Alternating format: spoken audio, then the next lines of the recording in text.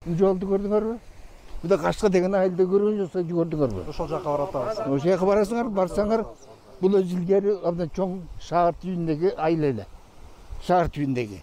Эми ошону эч ким карабайт. Завод да ошол жерде болчу. Завод бар ошол жерде, бүт барды талкаланып бүткөн. Барын кыдырып чыккыла. Барын көрүүнү эч ким да келбейт бияка, эмне болуп атасыңар деген ким жок.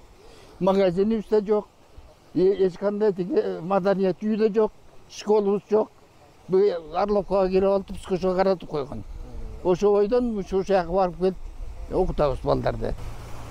Ушу 30 жылдан бери эч ким карабайт бизди. Мынакей балдарыбыз болсо, неберелер болсо, кышында кар жааганда мындан жаган маршрутка чыкпагыла жолубуздун жарнамынан. Кашка жолго узак эле да. Узак эле. Анан кийин эми жанакы эки жок дегенде школубузду оңдоп койбой, школубузду талкалап койду. Ошол жерде деректи жашаган. Деректи Совет Мына Кашканын